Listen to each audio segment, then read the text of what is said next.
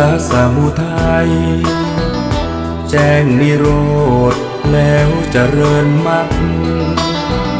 ศีลสมาธิปัญญาเป็นหลักเพ่งออกไปเห็นตัวทุกข์ตัวดักรู้แจ้งประจักษ์แล้วผลักออกไปเรียนรู้พระอริยะเอาธรรมะนั้นบ่งแก้ไขผู้มีจิตผู้มีธรรมเราไม่ใช่เราจะรู้ด้วยตัวเองไม่ได้อริยสัจตรัสไว้ให้เดินไปตามธรรมเจริญปัญญาในมรรคองค์8เป็นหลัก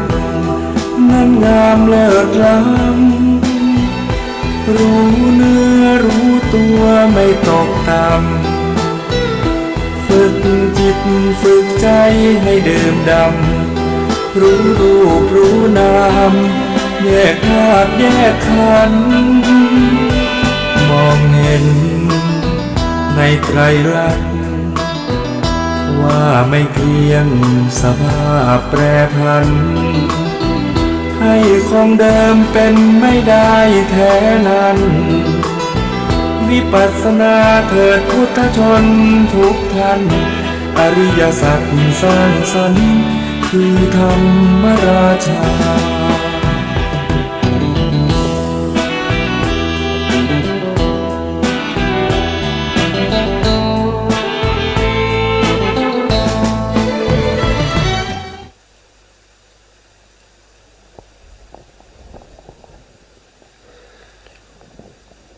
อะระหังสัมมาสัมพุทโธภะคะวาพุทธังภะคะวันตังอะภิวาเทมิสวากขาโตภะคะวะตาธัมโมธัมมังนะมัสสามิสุปฏิปันโนภะคะวะโตสาวกสังโฆสังฆังนะมามินะโมตัสสะภะคะวะโตอะระหะโตสัมมาสัมพุทธัสสะนะโมตัสสะภะคะวะโตอะระหะโตสัมมาสัมพุทธัสสะนะโมตัสสะภะคะวะโตอะระหะโตสัมมาสัมพุทธัสสะสัมมาสัมพุทธมัตตุลังสัสสะธัมมะคานุตตมังอาภิวาทิยาปัสสิสังอาภิธัมมัตตสังฆังตาตาวุตตาภิธัมมัตถาจตุตาปรมัตตโตจิตตังเจตสิกังรูปังนิพพานามิติสัพพทังขอกราบนมัสการพระมหาเถระพระสังฆาธิการพระเถรานุเถระและขอสวัสดีท่านผู้ฟังและผู้ชมทุกท่านที่ติดตามในรายการพระไตรปิฎกลอยฟ้าในเนื้อหาของพระอภิธรรมนะครับครั้งนี้ก็เป็นครั้งที่45ในเรื่องของนิพพานปรมัตถ์เราก็ยังอยู่ในเรื่องของการที่จะปฏิบัติอย่างไรให้เข้าถึงพระนิพพานอยู่นะครับซึ่งการที่เราจะเข้าถึงพระนิพพานได้เนี่ยก็จะต้องมีการประพฤติปฏิบัตินะครับซึ่งการประพฤติปฏิบัติเนี่ยเราก็ได้พูดถึงในส่วนที่เป็นตัวปฏิบัตินะครับแล้วก็พูดถึงเรื่องของอารมณ์เวลาปฏิบัติแล้วมีอารมณ์ตาม ตามที่ได้พูดไปนะครับก็จะให้ผลออกมาเป็นวิปัสสนาธรรมนะวิปัสสนาธรรมก็จะมีตั้งแต่วิสุทธิ7นะอันที่หนึ่งก็คือวิสุทธิ7 2ก็คือเป็นลักขณะ3นะ3ก็เป็นอนุปัสสนา3 4ก็คือวิปัสสนาญาณ10 5ก็คือวิโมกข์3 6ก็คือวิโมกขมุข3นะครับซึ่งเราก็กำลังพูดถึงในเรื่องของวิปัสสนาธรรมอยู่นะครั้งที่แล้วก็พูดถึงวิปัสสนาธรรมในเรื่องของวิปัสสนาญาณนะครับก็ไม่ได้ให้ก็ไม่มีภาพนะครับแต่ครั้งนี้ผมก็ได้เพิ่มเติมในเรื่องของภาพให้ท่านผู้ฟังได้เห็นภาพนะครับทีนี้เราก็มาต่อครั้งที่แล้วนะครับซึ่งครั้งที่แล้วเนี่ยก็พูดถึงวิปัสสนาธรรมตัวนี้นะครับพูดถึงวิปัสสนาตัวนี้นะครับในวิปัสสนาธรรมเนี่ยเราก็พูดถึงอยู่หัวข้ออยู่6หัวข้อด้วยกันนะครับ6หัวข้อนี้ก็เป็นผลของการปฏิบัตินะครับผลของการปฏิบัติสติปัฏฐาน4โดยมีวิปัสสนาภูมิ6นะครับเป็นอารมณ์นะหรือว่าจะปฏิบัติในสัมมาปัฏฐาน4อิทธิบาท4อินทรีย์5พละ5นะครับพวกนี้นะครับในโพธิปักขิยธรรมนะโพชฌงค์7หรือก็มรรคมีองค์8พวกนี้เป็นตัวที่เราจะต้องทำให้มีขึ้นนะครับมีขึ้นแล้วก็ต้องทำให้เจริญขึ้นนะแล้วจะเจริญขึ้นมากน้อยแค่ไหนก็ต้องสมควรแก่การที่เราจะได้มรรคได้ผลนะครับตรงนั้นก็ขึ้นอยู่กับมรรคผลนะอาการที่เราปฏิบัติโพธิปักขิยธรรมก็มีวิปัสสนาภูมิ6เป็นอารมณ์ก็คือมี1ก็คือขันธ์5 2ก็อายตนะ3ก็ธาตุนะครับ4ก็คืออินทรีย์5ก็คือสัจจะ6ก็คือปฏิจจสมุปบาทเมื่อปฏิบัติสมบูรณ์แล้วบริบูรณ์แล้วเนี่ยก็จะมีผลของการปฏิบัติเกิดขึ้นผลของการปฏิบัติเราก็จะเรียกว่าเป็นวิปัสสนาธรรมนะวิปัสสนาธรรมนะครับในวิปัสสนาธรรมก็จะมีตั้งแต่วิสุทธิ7นะลักษณะ3อนุปัสสนา3วิปัสสนาญาณ10วิโมกข์3วิโมกขมุข3นะครับทีนี้เราจะไปดูในเรื่องของวิสุทธิ7ก่อนนะครับในวิสุทธิ7เนี่ยนะครับในวิสุทธิ7นะครับท่านก็บอกว่าวิสุทธิ7ก็คือทางบริสุทธิ์ที่นำไปสู่ความหมดจดจากกิเลสและกองทุกข์ทั้งปวงนะครับซึ่งจัดเป็นระยะได้อยู่7นะครับระยะนะครับก็คือเป็นขั้นตอน7ขั้นตอนนะครับเราจะเรียกว่าเป็นวิสุทธิ7นะครับ7ประการนะครับเปรียบเหมือนท่านได้เปรียบเหมือนกับ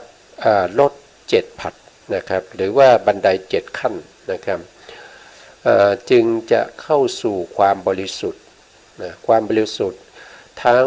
7นั้นนะครับก็คือได้แก่วิสุทธิ7นั่นเองนะครับข้อที่1ของวิสุทธิ7คืออะไรนะครับข้อที่1ก็คือได้แก่ศีลวิสุทธินะครับอันนี้คือเรื่องของศีลนะครับเรื่องของศีลของเราเนี่ยจะต้องบริสุทธิ์นะครับคือท่านบอกว่านะครับคือศีลวิสุทธิก็คือความบริสุทธิ์แห่งศีลผู้ที่จะสมบูรณ์ด้วยจตุปาริสุทธิศีลนะครับจตุปาทิสุทธิศีลนะครับนั่นก็คือถึงพร้อมด้วยศีลเป็นศีลวิสุทธินะจตุปาริสุทธิศีลก็คือได้แก่อันที่1ก็ได้แก่ปาติโมกข์สังวรนะครับปาติโมกข์สังวรก็คือได้แก่อะไรก็คือได้อย่างพวกเรานี้ก็คือได้แก่อย่างเราเป็นฆราวาสเนี่ยเราก็ได้แก่ศีล5นะครับหรือว่าบางครั้งก็รักษาอุโบสถศีลนะครับก็คือศีล8นะครับอุโบสถศีลแต่อุโบสถศีลก็จะมีอยู่ มีอยู่3อย่างด้วยกันนะครับโดยรายละเอียดนี้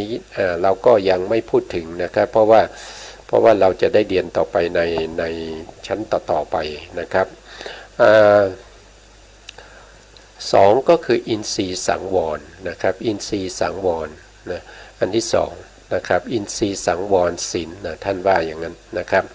อันที่สามก็คืออาชีวปาริสุทธิศีลนะบางท่านอาจจะสงสัยว่าอินทรีย์สังวรคืออะไร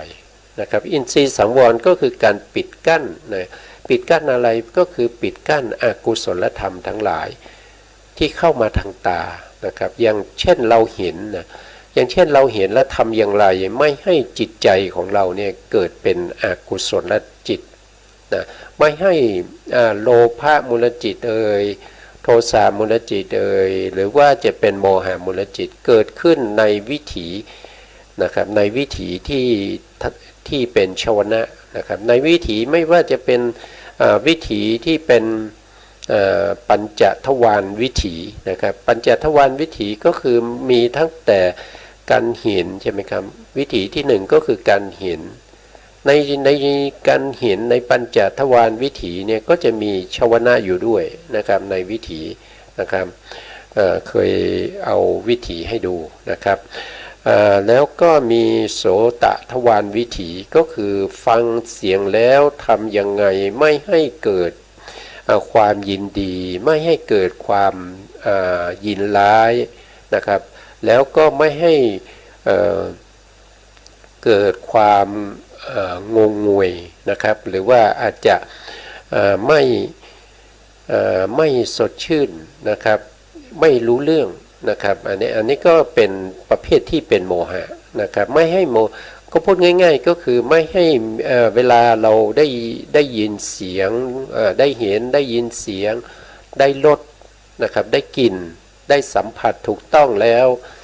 ทำอย่างไรเราจะรักษาใจของเราเนี่ยไม่ให้เป็นอกุศลนะไม่ให้จิตใจของเราเนี่ยเศร้าหมองนะครับก็คือการปิดกั้นนั่นเองนะครับสังวรคือการปิดกั้นอินทรีย์ก็คือทวารทั้ง6นะครับที่มาก็เป็นจักขุนทรีย์โสตินทรีย์คายินทรีย์ชิวหินทรีย์กายินทรีย์และมะนินทรีย์เนี่ยพวกเนี้ยนะครับก็คือไปสังวรในส่วนนั้นนะครับก็คือไปปิดกั้นอกุศลในส่วนนั้นนะครับอย่างเช่นจักขุนทรีย์เนี่ยเขาเป็นใหญ่เป็นผู้ปกครองในการเห็นนะครับในการเห็นทุกอย่างเนี่ยถ้าไม่มีจักขุนทรีย์แล้วนะครับการเห็นจะเกิดขึ้นไม่ได้เพราะฉะนั้นจักขุนทรีย์จึงเป็นใหญ่ในการเห็นแต่การเห็นเกิดขึ้นแล้วเราทำยังไงจะมีสังวรนะครับสังวรก็คือตัวที่ไปปิดกั้นอะไรก็คือไปปิดกั้นอกุศลธรรมปิดกั้นอกุศลจิตไม่ให้เกิดขึ้นในวิถีที่เราได้เห็นแล้วนะครับจักขุนทรีย์ก็คือเห็นใช่ไหมครับนะก็คือไปปิดกั้นนั่นเองนะไปปิดกั้นในทวารทั้ง6นะครับปิดกั้นเฉพาะในส่วนที่เป็นอกุศลนะครับในส่วนที่เป็นอกุศลเท่านั้นนะก็จะเรียกว่าเป็นอินทรีย์สังวรนะครับก็เรียกว่าอินทรีย์สังวรและศีลนะแล้วก็อาชีวปาริสุทธิศีลนะอาชีวปาริสุทธิศีลก็คือเรื่องของอาชีพนะครับอาชีพที่เราประกอบอยู่นะครับต้องไม่ผิดศีลนะต้องไม่มีการฆ่าไม่มีการเบียดเบียนนะครับไม่มีการฆ่าไม่มีการเบียดเบียนจะต้องไม่มีมุสานะครับจะต้องไม่มีการกระทำที่เป็นไปในมิจฉาชีพทั้งหลายแล้วก็มันมีมากมายนะครับเรื่องของอาชีวปาริสุทธิศีลมันมีทั้งของฆราวาสนะครับของพระภิกษุสงฆ์นะครับก็จะมีหลายอย่างนะครับอันนี้ก็จะมีศึกษาในชั้นต่อไปนะครับแล้วก็จะมีปัจจยนิสิตศีลนะครับปัจจยนิสิตศีลปัจจยนิสิตศีลก็คือเราต้องมีปัจจัยก็คือการที่เราจะต้องมีการพิจารณานะครับมีการพิจารณาถึง การที่เราจะใช้สอยสิ่งต่างๆนะครับอย่างเช่นเราจะทำอะไรเราก็ต้องมีการพิจารณาศีลเราก่อนนะครับว่าศีลของเราเนี่ยเวลาเราทำเนี่ยที่ทำไปแล้วเนี่ยมันผิดศีลหรือเปล่านะครับอย่างเช่นเราทำอะไรไปนะครับวันนี้เราได้เบียดเบียนสัตว์หรือเปล่าเราได้ฆ่าสัตว์หรือเปล่าเราได้ไปบี้ไอ้มดหรือเปล่าอย่างเงี้ยนะครับสัตว์เล็กสัตว์น้อยเนี่ยที่ต้องตายจะเจตนาของเรามีไหมนะเจตนาของเราที่จงใจที่จะไปทำให้สัตว์เล็กสัตว์น้อยหรือสัตว์ที่สัตว์ใหญ่นะครับตั้งแต่อะไรตั้งแต่ไก่นะครับปลาไก่นะครับสุนัขแมวนะครับหรือว่าสัตว์ที่ไม่มีประโยชน์แก่เราเช่นหนูนะครับเช่นตุ๊กโตจิ้งจกนะครับพวกนี้นะครับเราได้ทำหรือเปล่าเราได้ฆ่าเขาไหมเราได้เบียดเบียนเขาหรือเปล่านะครับอันนี้ก็เป็นการพิจารณานะครับเมื่อเราพิจารณาแล้วถ้าเราไม่ได้ทำในสิ่งที่ผิดศีลเนี่ยมันก็จะทำให้เราเนี่ยเกิดอะไรเกิดปราโมทย์เกิดความไม่เดือดร้อนใจนะครับอันนั้นก็เป็นเหตุนะครับไม่เดือดร้อนใจเกิดปราโมทย์เกิดปีตินะครับเกิดความสุขนะครับแล้วก็เกิดสมาธิได้นะครับถ้าเราพิจารณาในเรื่องของศีลเนี่ยนะครับเราก็ยังมีการพิจารณาถึงในเรื่องของวันนี้เราเห็นอะไรบ้างที่เห็นแล้วเป็นบุญเป็นกุศลนะครับที่เราเห็นคนนั้นคนนี้แล้วมีความปรารถนาดีต่อเขานะครับมีความเมตตา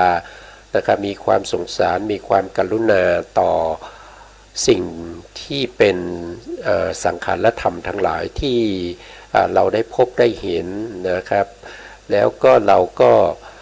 ไม่ได้มีความไม่ได้มีพยาบาทนะครับไม่ได้มีพยาบาทไม่ได้มีความคิดที่จะเบียดเบียนเขานะครับไม่ได้มีความพยาบาทอะไรต่างๆพวกนี้นะครับแล้วก็พิจารณาถึงอาชีพของเรานะครับที่เราประกอบอาชีพอยู่เนี่ยบริสุทธิ์ไหมวันนี้เราได้ศีลที่เกี่ยวกับอาชีวปาริสุทธิศีลนะเกี่ยวกับอาชีพนั้นบริสุทธิ์ไหมนะครับก็พิจารณาด้วยปัจจยสันนิสิตศีลนะครับก็คือการพิจารณาถึงปัจจัยของสิ่งที่เราได้ประพฤติปฏิบัติไปในแต่ละวันนะครับในแต่ละวันตอนเย็นที่เรามีการไหว้พระสวดมนต์ทำวัดนะครับเราก็พิจารณาศีลของเราตั้งแต่เช้าจนถึงขณะนี้นะครับว่าเราบริสุทธิ์แค่ไหนนะครับถ้าเราพิจารณาแล้วศีลเหล่านั้นเนี่ยบริสุทธิ์นะครับเราก็จะมีปิติได้นะครับปิติก็จะเป็นเหตุปัจจัยให้เกิดสมาธิได้นะครับแล้วก็ปัจจยนิสิตศีลก็พิจารณาไปถึงการใช้สอยสิ่งต่างๆนะครับอย่างเช่นเราบริโภคอาหารเนี่ยเราบริโภคด้วยใจที่เป็นกุศลหรือเปล่านะครับพิจารณาถึงการบริโภคอาหารถึงการใช้สอยสิ่งต่างๆนะครับว่าเราใช้ไปเพื่อเป็นประโยชน์หรือเปล่าหรือว่าเราใช้ไปเพื่อจะ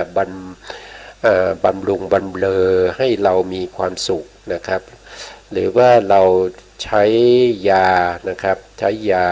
ทั้งหลายนะครับว่าสมควรไหมนะครับสมควรที่เราจะใช้ไหมนะครับพวกนี้เป็นสิ่งที่เราจะต้องพิจารณานะครับเราจะต้องพิจารณาในแต่ละวันไปนะครับไม่ว่าจะเป็นฆราวาสนะครับหรือว่าจะเป็นพระภิกษุสงฆ์เป็นแม่ชีเป็นสามเณรก็ตามนะครับก็ถ้าอยากจะให้ศีลเนี่ยบริสุทธิ์จนถึงความบริสุทธิ์ที่เราเรียกว่าศีลวิสุทธินะครับเราก็ต้องมีการพิจารณานะครับพิจารณานะครับทั้งต้องประพฤติปฏิบัติให้ครบทั้ง4ข้อไม่ว่าปาติโมกข์ ปฏิโมกข์สังวรนะครับปฏิโมกข์สังวรอินทรีย์สังวรอาชีวปาริสุทธิศีลแล้วก็ปัจจยนิสิตศีลเนี่ยนะครับก็เราก็จะต้องมีการพิจารณานะครับเพราะว่าการที่เราพิจารณานั่นก็แสดงว่าเรากำลังมีศีลนะครับแต่ในขณะที่เรานั่งอยู่เฉยๆหรือนอนอยู่เฉยๆไม่ได้ทำอะไรเลยนะครับในขณะนั้นเราไม่มีศีลนะครับศีลจะเกิดขึ้นได้ต่อเมื่อหนึ่งก็คือการสมาทานนะครับมีการสมาทานมีความตั้งใจนะครับมีความตั้งใจที่จะไม่ประพฤติผิดในเรื่องของศีลนะ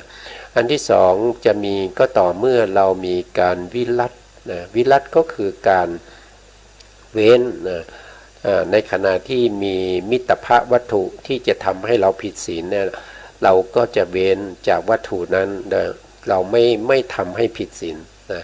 อันที่สองก็คือมีการวิรัตนะอันที่สามก็คือการที่เราพิจารณานะเราพิจารณาถึงศีลของเรานะครับตั้งแต่เช้าจนถึงขณะนี้นะครับอันนี้ก็จะเกิดให้มีศีลนะครับเพราะฉะนั้นศีลจะเกิดขึ้นได้นะครับก็จะมีอยู่3อย่างนี้นะหนึ่งก็คือต้องมีความจงใจตั้งใจอาราธนานะครับอาราธนาศีลนะครับมีความตั้งใจว่าจะรักษาศีลอันที่สองก็คือมีเหตุการณ์ที่จะทำให้เราผิดศีลในเราเว้นได้นี่เรียกว่าวิรัติวิรัตนะครับวิรัตก็คือการเว้นนะครับอันที่3ก็คือการพิจารณานะครับการพิจารณาถึงศีลนะศีลที่เรารักษามานะครับอันนี้ก็เป็นเรื่องของศีลวิสุทธินะครับส่วนข้อที่2ในวิสุทธิ7เนี่ยก็คือเป็นจิตตวิสุทธินะครับก็คือความบริสุทธิ์แห่งจิตนะในที่นี้เขาความบริสุทธิ์แห่งจิตนะครับก็คือจิตที่บริสุทธิ์จากนิวรณ์ทั้งหลายนะครับก็คืออะไรก็คือจิตในที่นี้ก็เป็นสมาธินะครับก็มุ่งหมายเอาตัวเอกคตาเจตสิกนั่นคือตัวสมาธินะครับคือตัวสมาธินะครับพูดถึงจิตนะความบริสุทธิ์จิตตวิสุทธินะครับก็คือความบริสุทธิ์ของจิตก็คือสมาธินั่นเองนะครับสมาธิจะเกิดขึ้นได้ต้องศีลต้องบริสุทธิ์ก่อนนะครับศีลที่เรารักษาเนี่ยจะต้องบริสุทธิ์เป็นบาตรเป็นพื้นฐานเป็นที่รองรับแห่งสมาธินะครับเป็นที่รองรับแห่งสมาธินะครับแล้วเรารู้ได้ไงว่าสมาธิของเราเนี่ยบริสุทธิ์นะนั่นก็ดูได้จากนิวรณ์นะครับมีนิวรณ์อยู่ไหมในขณะที่เรากำลังทำสมาธิเนี่ยมีความยินดีพอใจหรือว่ามีความไม่ยินดีพอใจนะครับหรือว่ามีความง่วงเหงาหานอนมีความสงสัยลังเลฟุ้งซ่านนะครับมีความรำคาญใจไหมนะครับจิตของเราตั้งมั่นไหมในการที่เรากำหนดในเรื่องของสมาธิอย่างเช่นอานาปานสติก็กำหนดรู้อยู่ที่ลมหายใจมันต่อเนื่องกันไหมมีความรู้สึกว่าสมาธิมีการรวมตัวกันหรือเปล่านะครับมีปิติไหมนะอันนี้เราก็พิจารณาได้นะครับว่าจิตของเราเนี่ยมีสมาธิที่มั่นคงหรือเปล่ามีสมาธิที่บริสุทธิ์ไหมมีนิวรณ์เข้าแทรกหรือเปล่านะครับอันนี้ก็ให้เราพิจารณานะครับแล้วก็สังเกตในขณะที่เรานั่งสมาธินะครับเวลาเรานั่งสมาธิเนี่ยถ้ามีนิวรณ์มานะครับเราก็ต้องปิดกั้นนิวรณ์นะครับในสมถะนี้ต้องมีการบังคับนะครับต้องมีการบังคับก็คือบังคับกันนิวรณ์ไม่ให้เข้านะครับก็คือเป็นทำสมาธิจิตต้องจดจ่ออยู่ในอารมณ์ของสมาธินั้นนะครับไม่ว่าจะเป็นพวกที่เป็นกสิณนะกสิณ10นะแล้วก็อสุภะ10นะหรือว่าอนุสติ10อย่างนี้นะครับอาหารเลปฏิกูลสัญญาหรือว่าจะเป็นจตุธาตุวัฏฐานเป็นพรหมวิหาร4หรือว่าอารูปภูมิรูปฌาน4พวกนี้จะต้องไม่มีนิวรณ์นะครับจะต้องไม่มีนิวรณ์เข้ามารบกวนนะ จะต้องได้ถึงอย่างน้อยๆเนี่ยจิตตวิสุทธิเนี่ยอย่างน้อยๆก็คืออุปจารสมาธินะครับคืออุปจารสมาธิที่เป็นพื้นฐานเหตุการณ์ที่เราจะใช้อุปจารสมาธิในการที่จะเข้าไปกำหนดรู้ในเรื่องของรูปและนามต่อไปนะครับรูปและนามเนี่ยเราจะเห็นชัดต่อเมื่อ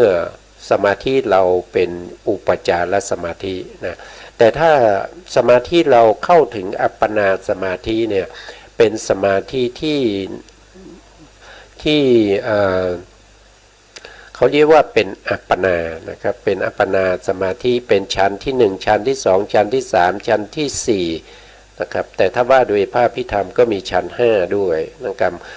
ถ้าเราเข้าไปสู่ความเป็นฌานนี้จะไม่สามารถที่จะพิจารณาไม่สามารถที่จะกำหนดรู้ในเรื่องของนามรูปได้นะไม่สามารถที่จะกำหนดให้ไปรับอารมณ์อื่นได้นะถ้าเข้าอัปปนาตั้งแต่ชั้นที่1ขึ้นไปเนี่ยเขาจะมีอารมณ์ของเขานะครับอารมณ์ของเขาเนี่ยก็จะจิตเขาจะตั้งมั่นอยู่ในอารมณ์นั้นนะครับอารมณ์เดียวเท่านั้นเองนะเพราะฉะนั้นการเข้าอัปปนานะครับอัปปนาหรือว่าชั้น1ชั้น2ชั้น3เนี่ยมันจะไม่สามารถที่จะมีอย่างอื่นเป็นอารมณ์ได้นะครับนอกจากอารมณ์ที่เราใช้ในการทำสมาธิ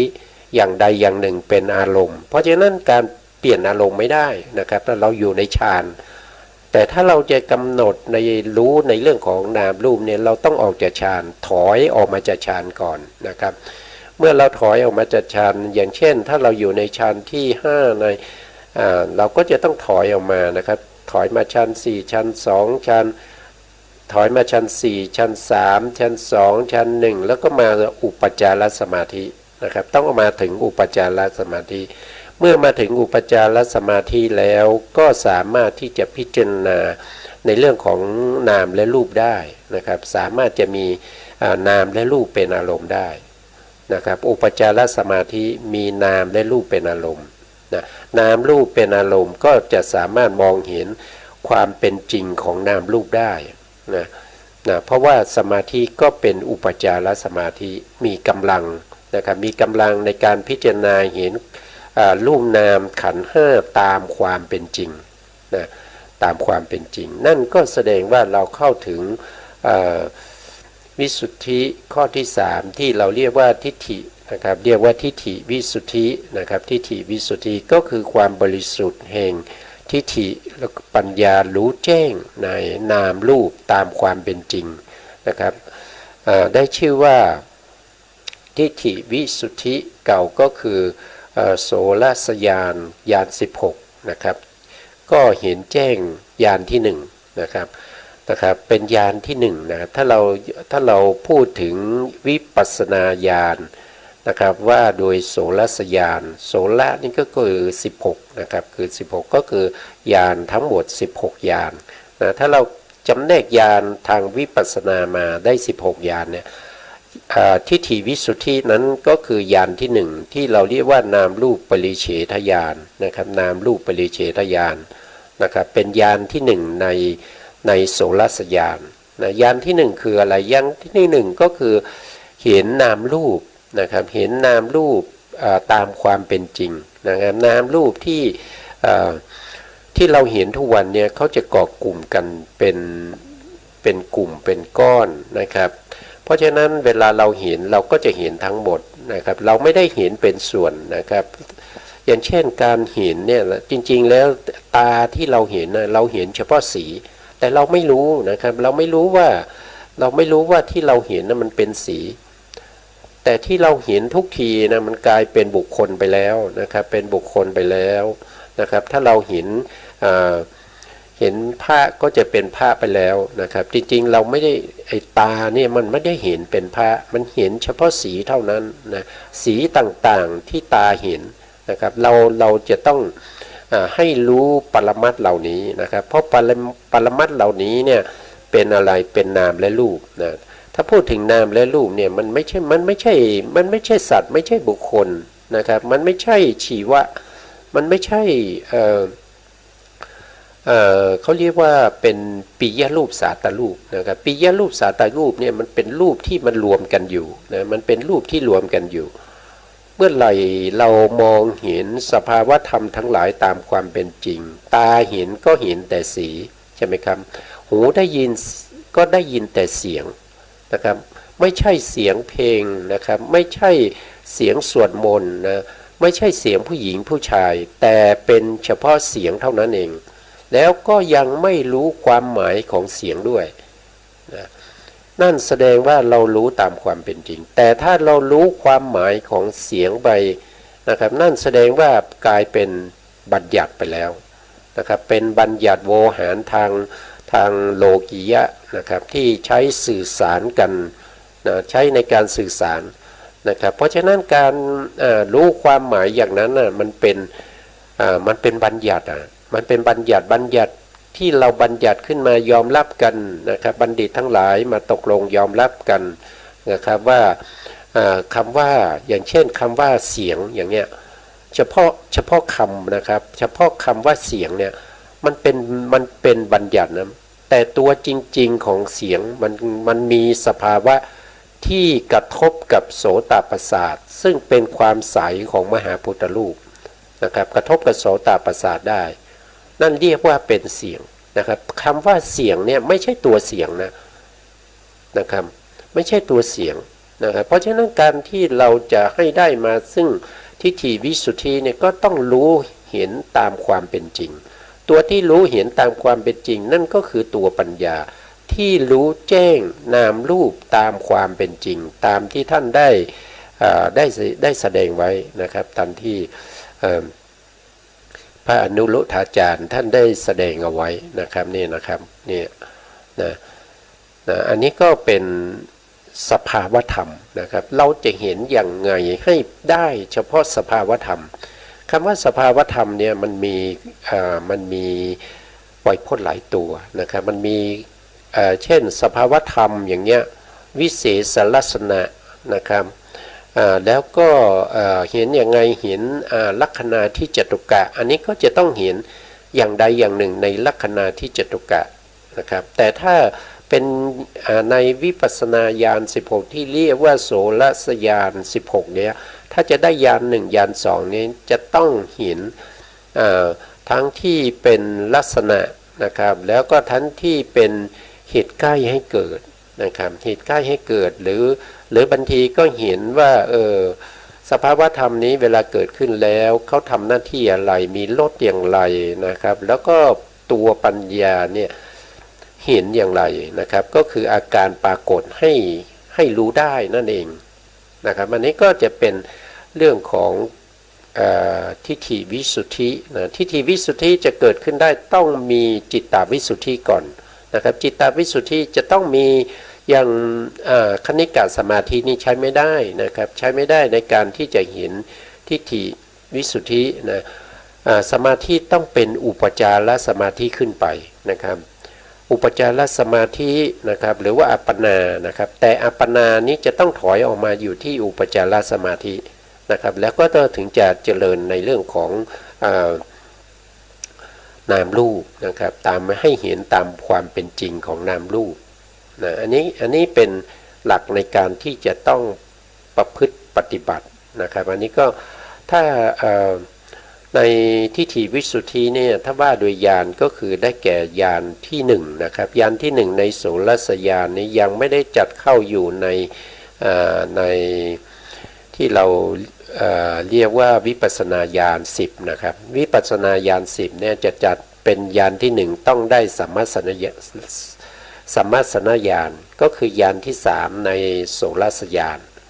อันนี้ก็เป็นรายละเอียดที่เราจะต้องทราบนะครับเพราะว่าถ้าเราไม่ทราบรายละเอียดพวกนี้ในขณะที่เราไปประพฤติปฏิบัติเนี่ยถ้าสภาวธรรมพวกนี้เกิดขึ้นแก่เรานะครับเราก็จะได้รู้นะครับหรือว่าสภาวธรรมเหล่านี้ไม่เกิดขึ้นแก่เราก็จะต้องได้รู้ว่าเราประพฤติปฏิบัติเนี่ยมันผิดที่ขั้นตอนไหนมันถูกต้องไหมประพฤติปฏิบัติถูกต้องหรือเปล่านะถ้าปฏิบัติไม่ถูกเราก็ต้องเปลี่ยนนะครับเราก็ต้องเปลี่ยน แล้วเราต้องรู้ด้วยว่าในขณะนี้เรากำลังปฏิบัติในเรื่องของสมถะนะครับสมถกรรมฐานหรือว่าวิปัสสนากรรมฐานนะครับเพราะว่ามันมีทั้งสมถกรรมฐานในเรื่องของสมาธิที่พูดอยู่นะครับแล้วก็มีวิปัสสนากรรมฐานที่ไม่ได้เจริญสมาธิมาก่อนนะครับแล้วก็มาเจริญในเรื่องของวิปัสสนาโดยตรงนะครับวิปัสสนาโดยตรงนะครับทีนี้เจริญวิปัสสนาโดยตรงเนี่ยเขาใช้คณิกะสมาธิเขาไม่สามารถที่จะทำให้ได้ถึงอุปจารสมาธินะครับแต่ที่ปฏิบัติกันอยู่ทุกวันนี้ก็คือการที่เขาเจริญในเรื่องของวิปัสสนาธรรมนะโทษทีวิปัสสนาที่เจริญอยู่ทุกวันนี้ก็คือการที่เขาจะต้องทำให้ต่อเนื่องกันนะการที่ทำให้ต่อเนื่องกันเป็นระยะเวลายาวๆนานๆเนี่ยกำลังของสมาธิที่เป็นคณิกะสมาธินั้นก็จะมีกำลังมากขึ้นเทียบเท่ากับอุปจารสมาธิเมื่อกำลังคณิกะสมาธิที่เทียบเท่ากับอุปจารสมาธิแล้วเนี่ยก็จะทำให้เราเห็นรูปเห็นนามตามสภาวะของความเป็นจริงที่เขาเป็นอยู่แต่ถ้ากำลังสมาธิเราไม่เทียบเท่ากับอุปจารสมาธิเราจะมองไม่เห็นเลยนะครับเราจะมองไม่เห็นอะไรเลยเราจะเห็นแต่บัญญัติเท่านั้นเองเราจะเห็นเป็นกลุ่มเป็นก้อนเราไม่สามารถที่จะทำลายซึ่งตัวคณะสัญญานะครับไม่สามารถจะทำลายคณะสัญญาเข้าไปเห็นนามรูปได้นะเพราะฉะนั้นก็จำเป็นที่บุคคลที่เจริญวิปัสสนาโดยตรงเนี่ยจะต้องทำติดต่อเนื่องกันนะครับนะโดยวิปัสสนาจารย์เนี่ยท่านก็ได้แนะนำนะครับได้ให้ผู้ที่ปฏิบัติเนี่ยให้กำหนดรู้สภาวธรรมที่ปรากฏอยู่ตั้งแต่ตื่นจนถึงหลับนะครับทั้งวันเลยนะตั้งแต่เวลาตื่นก็จะต้องกำหนดด้วยนะครับกำหนดถึงว่าในขณะที่เรากำลังตื่นนะครับก็ตื่นหนอนะครับอยากลืมตาหนออย่าลืมตาหนอนะแล้วก็ลืมตาหนอนะครับแล้วก็ขยับหนอลุกหนออย่างนี้นะครับกำหนดอยู่ที่สภาวะของอาการอิริยาบถนั้นนะครับไม่ใช่กำหนดเฉพาะปากนะครับไม่ใช่กำหนดเฉพาะให้ผ่านไปนะครับต้องมาเอาจิตเอาใจไปใส่ในอิริยาบถอาการลักษณะนั้นด้วยนะครับต้องกำหนดอย่างนี้นะครับก็จะทำให้คณิกะสมาธิที่เรากำหนดแต่ละหนอเนี่ยนะครับให้มันต่อเนื่องติดต่อกันนะครับให้มันต่อเนื่องติดต่อกันจนมีกำลังเทียบเท่ากับอุปจารสมาธินั่นก็จะทำให้เราเนี่ยเห็นสภาวะรูปนามตามความเป็นจริงนะครับตัวที่เห็นจะเป็นตัวปัญญานะครับตัวที่กำหนดตัวที่กำหนดจะเป็นตัวสตินะตัวสตินี้จะต้องกำหนดนะต้องกำหนดต่อเนื่องกันไปเรื่อยๆต้องมีความเพียรมีวิริยะมีขันตินะครับถ้าเราต้องการเห็นในเรื่องของนามรูปตามความเป็นจริงเราต้องทำอย่างนั้นนะครับซึ่งผู้ที่เจริญเรื่องของจิตตวิสุทธิพวกนี้เขาจะมาจากเรื่องของสมถะทำสมาธิมาก่อนนะครับทำสมาธิมาก่อนนะก็ให้พวกเราเข้าใจตามนี้นะครับอันนี้ก็คือวิสุทธิที่3นะครับก็คือทิฏฐิวิสุทธินะครับวิสุทธิที่4นะครับก็คือกังขานะครับกังขาวิตรณวิสุทธินะครับความบริสุทธิ์แห่งการข้ามพ้นจากความสงสัยเพราะเกิดปัญญารู้แจ้งปัจจัยนะครับปัจจัยที่ให้เกิดรูปนามนะครับหรือรูปเกิดจากกรรมเกิดจากจิตเกิดจากอุตุเกิดจากอาหารนามก็เกิดจากอารมณ์วัตถุแล้วก็มีนมัสการตรงนี้นะกล่าวคือโสรัสญาณก็เห็นแจ้งญาณที่สองเรียกว่าปัจจยปริฆหญาณนะอันนี้ก็ กังขาวิตรณวิสุทธินะอันนี้จะเป็นญาณที่สามนะครับถ้าเป็นปัจจยปาริฆหายานนี่ก็เป็นญาณที่สองนะก็เป็นญาณที่สองในโสรัสญาณนะครับกังขาวิตรณวิสุทธินะครับอันนี้ข้ามพ้นจากความสงสัยนะครับความสงสัยก็เป็นญาณที่สองเหมือนกันนะครับเป็นญาณที่สองนะครับข้ามพ้นจากความสงสัยที่มีความสงสัยว่ารูปและนามเนี่ยนะครับมันเป็นอย่างไรนะที่เราเรียนตามทฤษฎีมาเราก็เรียนไปตามปริยัตินะครับบางท่านก็อาจจะยึดถือเอาตัวปริยัติก็คือตัวที่เป็นคำๆนะครับอย่างเช่นปัจจัยอย่างเนี้ยนะครับก็ไปยึดถือคำว่าปัจจัยนะครับปัจจัยตัวปัจจัยเนี่ยที่มันเป็นเสียงออกมาปัจจัยนี่มันเป็นตัวบัญญัตินะครับมันเป็นตัวบัญญัติมันไม่ใช่เป็นนามรูปนะมันไม่ใช่เป็นนามรูปที่เกิดขึ้นด้วยกรรมด้วยจิตด้วยอุตุด้วยอาหารพวกนี้นะครับการศึกษาก็ต้องเข้าใจว่าส่วนไหนเป็นบัญญัติส่วนไหนเป็นสภาวธรรมนะส่วนไหนเป็นสภาวธรรมนะเราต้องเข้าใจอย่างนั้นนะครับนะเราต้องเห็นนะครับญาณที่สองเนี่ยเราต้องเห็นว่ารูปเนี่ยเกิดจากอะไรนะครับรูปก็เกิดจากกรรมก็มีนะครับเกิดจากจิตก็มีเกิดจากอุตุก็มีเกิดจากอาหารก็มีนะครับบางในเขายังพูดถึงเกิดจากในเรื่องของอวิชชาตัณหานะครับแล้วก็เกิดจากพวกที่เป็นลักษณะอาการนะครับเช่นนิพพัตตินิพพัตติของรูปนะครับก็คือการเกิดขึ้นลักษณะอาการของการเกิดขึ้นของรูปธรรมนั่นเองนะรูปก็มีที่เราเรียนมาแล้วนะครับรูปก็จะมีรูปที่เกิดจากกรรมนะครับก็จะมีอยู่18รูปที่เกิดจากจิต15นะครับอุตุนะครับดูรายละเอียดนะครับเพราะว่าพูดไปก็อาจจะผิดพลาดนะครับเราก็มาดูนะครับว่ารูปเนี่ยเกิดจากในปรมัตถธรรมที่เราพูดถึงเนี่ยรูปนี้ก็จะเกิดจากกรรมก็จะมีอยู่18ใช่ไหมครับเกิดจากกรรมก็จะมีอยู่18นะครับเกิดจากกรรมเนี่ยมีอยู่18เกิดจากจิตก็จะมีอยู่15เกิดจากอุตุก็มีอยู่13เกิดจากอาหารก็จะมีอยู่12นะครับอันนี้ก็คือเป็นสมุฏฐานของรูปนะครับสมุฏฐานของรูปนะแต่รูปที่เกิดจากวิชาก็มีนะครับเกิดจากโมหะก็มีนะครับก็คืออยู่ในกรรมนี่แหละนะครับอยู่ในกรรมนะเกิดจากโมหะเกิดจากตัณหานะครับพวกนี้เป็นกรรมนะเป็นกรรมนะครับเป็นอกุศลกรรมนะครับนะ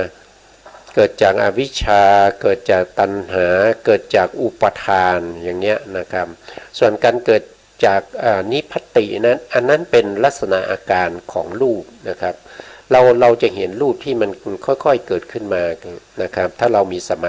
สมาธินะครับถ้าเรามีสมาธิที่มีกำลังนะเป็นอุปจารสมาธิที่มีกำลังเราก็จะสามารถเห็นการเกิดขึ้นลักษณะอาการเกิดขึ้นของรูปได้นะแล้วนามนะครับนามนี่เกิดจากอะไรนามก็ต้องมีอารมณ์นะครับต้องมีอารมณ์ต้องมีวัตถุนะวัตถุเป็นที่อาศัยเกิดของนามนะเช่นจักขุวัตถุนี่เป็นที่อาศัยเกิดของจิตที่เป็นจิตที่เราเรียกว่าเป็นวิถีทางตานะครับนะส่วนตัวจักขุวัตถุก็เป็นที่อาศัยเกิดของจักขุวิญญาณนะส่วนอย่างเช่นสัมปติชนะสัมปติชนะที่เกิดต่อจากจักขุวิญญาณนั้นเขาเกิดจากหัตถยวัตถุอย่างนี้นะครับแล้วก็สันติละนะโมทพันนะแล้วก็ชวนะตถาลัมมนะพวกนี้ก็เกิดจากหัตถยวัตถุหัตถยวัตถุรูปหัตถยวัตถุรูปก็อาศัยอยู่ในก้อนเนื้อหัวใจนะครับเป็น เป็นที่อาศัยเกิดของมโนธาตุและก็มโนวิญญาณธาตุนะแล้วต้องมีมนสิการด้วยนะครับต้องมีมนสิการด้วยนะจริงๆแล้วก็จะมีอยู่ถ้าแยกโดยละเอียดเนี่ยก็จะเป็นแต่ละส่วนแต่ละทวารนะครับอย่างเช่นทางตาเนี่ยที่จะเห็นได้จะเห็นสีได้ก็ต้องมีสีปรากฏอยู่เฉพาะหน้าแล้วก็มีประสาทตานะครับประสาทตาก็คือวัตถุนั่นเองนะประสาทตานะครับกระทบกับสีนะแล้วก็มีมนสิการมีความจงใจที่จะดู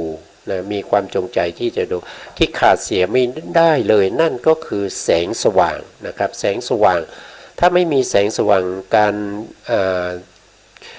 จิตที่เป็นจักขูวิญญาณก็ไม่สามารถที่จะมองเห็นได้นะเพราะฉะนั้นต้องมีแสงสว่างด้วยนะครับถึงจะทำให้เรา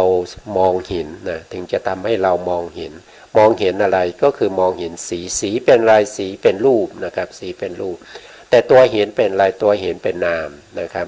แต่นามนี้จะเกิดขึ้นได้ก็ต้องอาศัยอารมณ์วัตถุนมัสการแสงสว่างพวกนี้นะครับอันนี้ก็คือเราก็จะเห็นได้ว่าตัวรูปนี้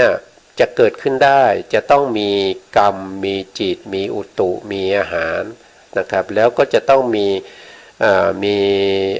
อวิชชามีตัณหามีอุปทานก็จะอยู่ในกรรมนี้นะครับก็จะอยู่ในกรรมนี้นะครับ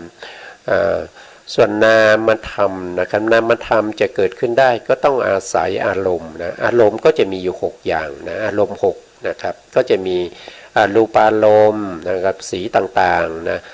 สัทธารมณ์เสียงต่างๆคันธารมณ์กลิ่นต่างๆนะรสารมณ์ก็คือรสต่างๆแล้วก็ธรรมารมณ์นะธรรมารมณ์ก็ได้แก่จิตเจตสิกนะครับแล้วก็สุขุมรูปนะสุขุมรูปแล้วก็นิพพานด้วยนะครับส่วนวัต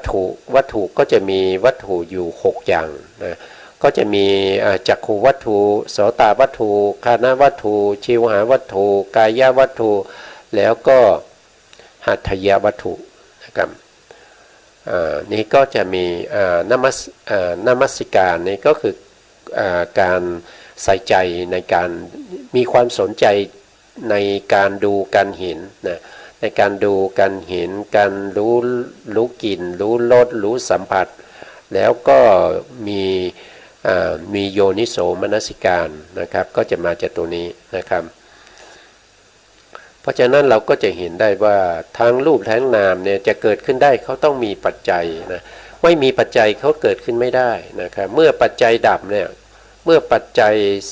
ดับไปรูปและนามก็ต้องดับไปนะครับรูปและนามก็จะดับไปเหมือนกันนะครับไม่ตั้งอยู่นานนะครับเหตุนะครับเป็นตัวที่ทำให้เกิดผลขึ้นมานั่นก็ถือว่าเราได้เห็นปัจจยปริฆหายานนะครับก็คือยานที่2นะครับเพราะฉะนั้นก็คือการข้ามพ้นจากความสงสัยนะครับว่าโดยวิสุทธิก็คือได้แก่กังขาวิตรณวิสุทธินะครับก็คือความบริสุทธิ์ในการข้ามพ้นจากความสงสัยนะครับว่าสงสัยว่ารูปนามเหล่านี้มาจากไหนนะครับมันเป็นมาได้อย่างไรนะครับอันนี้ก็ข้ามพ้นความสงสัยส่วนข้อที่5นะครับข้อที่5ก็คือมัคคญาณทัศนวิสุทธิความบริสุทธิ์แห่งญาณที่รู้ทางหรือว่ามิใช่ทางเก่าคือโสรสญาณก็คือการเห็นแจ้งในญาณที่3ที่เรียกว่าสัมมาสนญาณนะครับสัมมาสนญาณตรงนี้นะสัมมาสนญาณจนก็คือญาณที่ถึงญาณที่4นะญาณที่4ก็คืออุทยพยญาณนะอุทยพยญาณนี้ก็จะมี2อย่างนะครับก็จะมีในส่วนที่เป็นตัลลุณะนะตัลลุณะก็คืออุทยพยญาณที่มีกำลังอ่อนอยู่นะมีกำลังอ่อนอยู่นะส่วนอุทยพยญาณที่มีกำลังมากเราเรียกว่าเป็นพลวะนะครับพลวะอุทยพยญาณนะครับอันนี้ก็จะมีกำลังมากนะครับมีกำลังมาก นะครับในขณะที่เราได้สัมมาสนญาณเนี่ยเราก็จะเห็นนามรูปเนี่ยเกิดขึ้นตั้งอยู่ดับไปนะครับก็จะเห็นอยู่3อย่างก็คือมีการเกิดขึ้นมีการตั้งอยู่แล้วมีการดับไปนั่น3อย่างนี้นะครับมันคืออะไรมันก็คือความเป็นอนิจจังทุกขังนะครับอนิจจังทุกขังอนัตตานะครับก็แสดงว่าเราได้เห็นอะไรเห็นสามัญญลักษณะในญาณที่3นี้นะครับในสัมมัสนญาณนี้นะครับส่วนในญาณที่1และญาณที่2นี้เรายังไม่สามารถที่จะเห็นพระไตรลักษณ์ได้นะครับเพราะว่าเราเห็นเฉพาะสภาวะความเป็นจริงของรูปและนามนะครับเห็นรูปนามตามความเป็นจริงนะครับรูปนามคืออะไรนะครับแล้วรูปนามมีอะไรเป็นเหตุเป็นปัจจัยให้เกิดขึ้นนะครับอันนั้นยังเห็นเป็นปรมัตถ์นะยังเห็นเป็นปรมัตถ์นะครับยังไม่ได้เห็นเป็นสามัญลักษณะนะสามัญลักษณะมาเห็นในญาณที่เรียกว่าสัมมาสนญาณนะครับ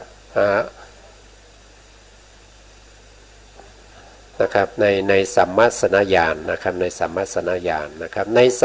สัมมาสนญาณเนี่ยก็จัดอยู่ในที่ในวิสุทธิ7นะครับก็คือมัคคญาณทัศนวิสุทธินะครับนะก็จัดอยู่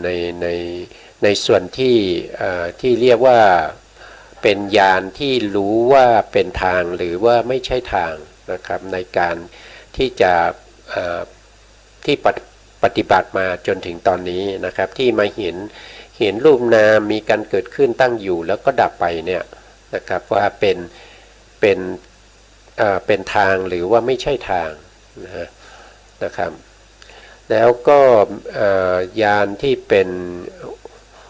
อุทยพยญาณที่เป็นตัลลุนะตัลลุนะก็คือยังอ่อนอยู่นะครับก็จะมีอยู่2ญาณนะ2ญาณก็คือสัมมาสนญาณและก็อุทยพยญาณที่เป็นตัลลุนะนะครับเป็นอุทยพยญาณที่มีกำลังอ่อนอยู่นะครับก็จะเรียกว่าเป็นมัคคญาณทัศนวิสุทธินะครับอันนี้ก็เราก็จะเห็นว่าเขาเป็นผลนะครับพวกนี้มันเป็นผลของการปฏิบัตินะเป็นผลของการปฏิบัติเพราะว่าการที่เราได้เห็นความเกิดขึ้นตั้งอยู่ดับไปนี่มันเป็นผลแล้วนะมันเป็นผลแล้วมันไม่ใช่ตัวปฏิบัตินะไม่ใช่เราไปจงใจพยายามทำให้มันเกิดขึ้นมันมีอยู่แล้วนะรูปนามเนี่ยมันมีการเกิดขึ้นตั้งอยู่ดับไปอยู่แล้วเพียงแต่ว่าเรามองไม่เห็นเท่านั้นเองนะครับเรามองไม่เห็นเราไม่มีญาณเราไม่มีสมาธิที่มีกำลังที่จะเข้าไปเห็นมันได้นะแต่เมื่อเราปฏิบัติมาจนถูกทางเนี่ยเราก็สามารถที่จะเห็นได้อันนี้เป็นผลนะเป็นผลคืออะไรก็คือการเกิดขึ้นตั้งอยู่ดับไปของรูปนามนะครับเห็นเป็นอนิจจังทุกขังอนัตตานะครับอนิจจังทุกขังอนัตตาก็เป็นสิ่งที่เป็นผลเหมือนกันนะครับไม่ใช่ตัวปฏิบัตินะครับไม่ใช่ตัวทำให้มันมีขึ้นนะครับมันมีอยู่แล้วนะมันมีอยู่แล้วเป็นแต่เราเข้าไปเห็นเท่านั้นเองนะครับในเมื่อเรามาถึงตรงนี้เนี่ยในตัลลุนะอุทยพยญาณเนี่ยนะครับก็จะทำให้เราเนี่ยถ้าบุคคลที่ไม่เข้าใจหรือว่าไม่ได้เรียนทฤษฎีมาก่อนนะครับก็จะไปติดอยู่ในเรื่องของวิปัสสนูปกิเลสนะวิปัสสนูปกิเลสในการตัวนี้นะครับวิปัสสนูปกิเลสก็จะเกิดขึ้นในช่วงนี้นะครับในช่วงนี้จะมีวิปัสสนูปกิเลสเกิดขึ้นเพราะฉะนั้นถ้าเราไม่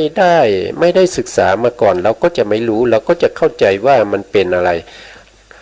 เราจะเข้าใจว่าเราสำเร็จเป็นพระอรหันต์แล้วก็เป็นไปได้นะครับก็มีบุคคลที่มาติดอยู่ตรงนี้มากนะครับไม่ใช่น้อยนะครับมาติดอยู่เมื่อไหร่ที่เจริญวิปัสสนาเข้ามาถึงตรงนี้ก็จะติดอยู่ตรงนี้ก็เข้าใจว่าตรงนี้เป็นนิพพานนะครับเข้าใจว่าตรงนี้เป็นอรหันตมรรคอรหันต์ผลอรหันตผลแล้วก็เป็นนิพพานแล้วนะครับวิปัสสนูปกิเลสเนี่ยก็จะมีอยู่10อย่างนะครับตัวนี้มีอยู่10อย่างนะครับแต่ทั้งหมด 10อย่างนี้ถ้าเราพิจารณาให้ดีนะครับเราก็จะเห็นว่ามันเป็นสิ่งที่ดีนะเป็นสิ่งที่ดีนะหนึ่งก็คือโอภ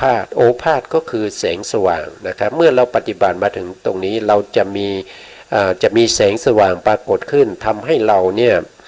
เข้าใจว่าแสงสว่างนี้เป็นนิพพานก็ได้นะแสงสว่างนี้สว่างมากมายอย่างที่เราไม่เคยเห็นมาก่อนนะอันที่สองก็จะมีปิตินะปิติก็เป็นปิติที่เราไม่เคยมีมาก่อนมันเอิบอิ่มใจอย่างมากมายนะครับเอิบอิ่มใจอย่างมากมายนะอันที่สามก็คือปัสสัทธิก็คือมีความสงบมากนะมีความสงบมากอย่างที่เราไม่เคยได้มาก่อนนะอันที่สี่ก็จะเป็นอธิโมกข์ก็คือมีศรัทธาที่มีกำลังมากนะศรัทธาในการปฏิบัตินี้อย่างรุนแรงนะครับแล้วก็ปักขหะนะปักขหะก็คือความพยายามแรงกล้านะแล้วก็6ก็คือมีความสุขนะครับมีความสุขมากนะอันที่7ก็คือมีญาณนะครับญาณก็คือปัญญาพิจารณาอะไรก็ทะลุปุโปร่งนะครับไม่เคยเป็นมาก่อนนะครับก็จะเป็นในลักษณะนี้อันข้อที่8ก็เป็นอุปัฏฐานก็คือมีสติที่ตั้งมั่นนะมีสติที่ตั้งมั่นนะไม่เหมือนกับเมื่อก่อนนะครับสตินี้เป็นสติที่ตั้งมั่นกำหนดอะไรก็ได้หมดนะครับอันที่9ก็เป็นอุเบกขามีการวางเฉยต่อสภาวะอารมณ์ได้อย่างน่าอัศจรรย์นะครับทั้งข้อที่1ที่เป็นโอภาสจนถึงอุเบกขาข้อที่9เนี่ยพวกนี้เป็นสิ่งที่เป็นสภาวะธรรมที่ดีนะครับเป็นสภาวะธรรมที่ดีแต่พวกนี้ไม่ว่าข้อไหนเกิดขึ้นนะครับมันจะมีข้อที่10ที่เรียกว่าเป็นนิกันตินะครับความยินดีพอใจอันนี้จะเกิดขึ้นนะครับข้อ10เนี่ยจะเกิดขึ้นกับทุกข้อเลยนะครับเมื่อเกิดข้อนี้ขึ้นเนี่ยข้อนี้เข้าไปยินดีติดใจในวิปัสสนูปกิเลสทั้ง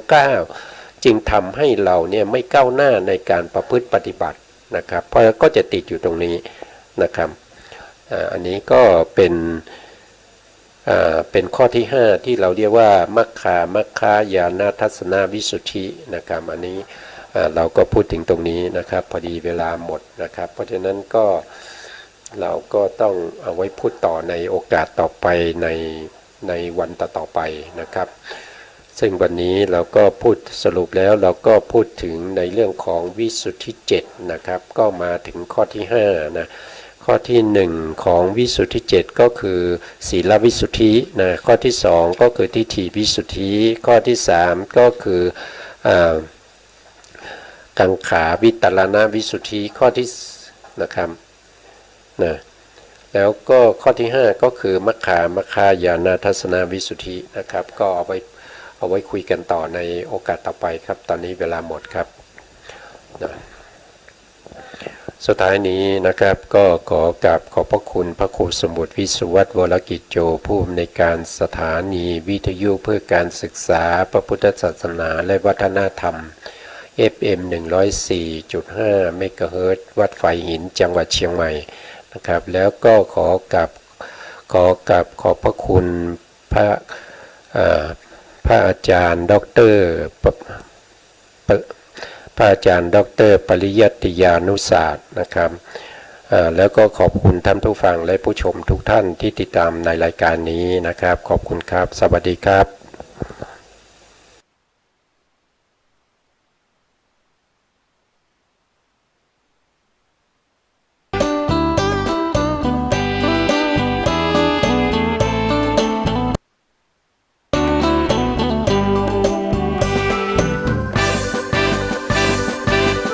หนทางมรรคผลนั้นย่อมคงอยู่พระยาบุคคลชั้นสูงแต่ธรรมะที่ทำให้พระยาบุคคลเหล่านี้เข้าถึงธรรมะชั้นสูงของพระพุทธเจ้าจนกระทั่งบรรลุเป็นพระอรหันต์ก็คืออนัตตลักขณสูตรนะเดี๋ยวจะมาในอาทิตย์หน้าท่านผู้ฟังเพราะฉะนั้นอาทิตย์นี้เล่าให้ท่านผู้ฟังอยู่4เรื่อง5เรื่องเนาะในเจ้าของวันนี้เรื่องแรกถึงเรื่องของการถวายเทียนเข้าพรรษาเรื่องที่2ถึงเรื่องผ้าอาบน้ำฝนเรื่องที่3ถึงเรื่องวันเข้าพรรษา แล้วเรื่องที่สี่ก็คือเรื่องของอาสาฬบูชาที่เอามาอู้มาเอ่ยกันทีนี้ลงรายละเอียดสักหน่อยท่านผู้ฟังในช่วงที่แล้วก็เล่าให้ฟังกรรมหนึ่งละนะวันนี้มาเอากรรมหนึ่งเป็นเหตุการณ์ก่อนนะเหตุการณ์ก่อนในวันอาสาฬบูชานะอาสาฬบูชาเนี่ยมันเป็นชื่อของเดือนคือเดือนไหนที่มีเหตุการณ์สำคัญที่เกี่ยวข้องกับพุทธศาสนาเราก็เอาชื่อเดือนนั้นมาเป็นชื่อของวันสำคัญอย่างเดือนพฤษภาเนี่ยพฤษภานี่เป็นเดือนวิสาขะคืออินเดียเปิ้นก็มีการนับเดือนของเปิ้นเฮาก็มีนับเดือนของเฮาเดือนอะไรอย่างเดือนมกราเดือนกุมภามีนาเมษาพฤษภามิถุนากรกฎาสิงหากันยาตุลาพฤศจิกาธันวา12เดือนของเฮาของเปิ้นก็มีการนับเดือนของเปิ้นนะมีเดือนมาฆะมีเดือนอาสาหะมีเดือนวิสาขะอย่างนี้เป็นต้นทีนี้ถ้าเดือนไหนมันมีเหตุการณ์สำคัญทางด้านพุทธศาสนาเกิดขึ้นเฮาก็เอาชื่อเดือนนั้นมาเป็นชื่อวันสำคัญทางด้านพระพุทธศาสนาเพื่อให้คนจำง่ายนะอย่างอันเดือนวิสาขะเนี่ยเป็นเดือนที่มีความสำคัญก็คือเป็นเดือนที่พระพุทธเจ้าประสูติตรัสรู้และปรินิพพานเนาะเดือนนั้นนะส่วนใหญ่ก็จะเป็น15ค่ำนะ15ค่ำมีเหตุการณ์อย่างนั้นเขาก็เลยถือเอาเดือนวิสาขะเนี่ยมาเป็นวันวิสาขบูชาเดือนมาฆะเป็นเดือน